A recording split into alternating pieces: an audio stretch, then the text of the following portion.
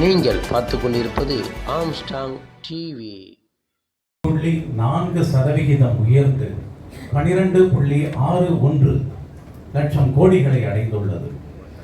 கடந்த டிசம்பரில் எங்கள் மொத்த வர்த்தகம் 11.64 கோடிகளாக இருந்தது குறிப்பிடத்தக்கது.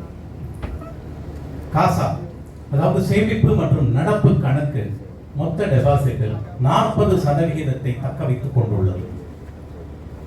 வங்கியின் நிகர லாபம் கடந்த டிசம்பர் காலாண்டில் 2119 கோடியாக இருந்தது 34.6% உயர்ந்து 2852 கோடியாக நடப்பு காலாண்டில் உயர்ந்துள்ளது.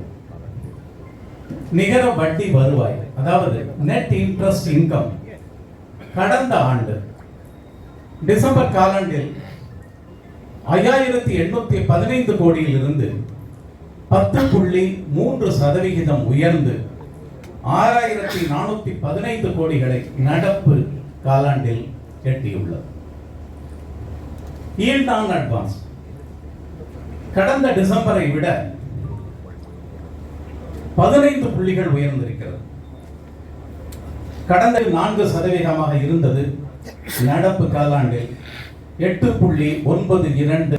உள்நாட்டு நிகர வட்டி வரம்பு, அதாவது நெட் இன்ட்ரெஸ்ட் மார்ஜின், டொமஸ்டிக், கடந்த டிசம்பரில் 3% உயர்ந்துள்ளது.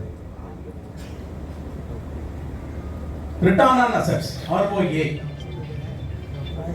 1.11% இருந்தது. கடந்த 3 மாதங்களில் 28 புள்ளிகள் அதிகரித்து 1.39% உயர்ந்துள்ளது. 7%, 0.53% இருந்தது கவனிக்கத்தக்கது. புரோவிஷன் கவரேஜ் ரேஷியோ கடந்த ஓராண்டில் 219 புள்ளிகள் அதிகரித்திருக்கிறது. இது கடந்த டிசம்பரில் 95.9% இருந்தது. நடப்பு டிசம்பரில் 98.09% உயர்ந்துள்ளது. வங்கியின் கடன் செலவு, அதாவது கிரெடிட் காஸ்ட், கடந்த டிசம்பரில் 0.76% இருந்தது.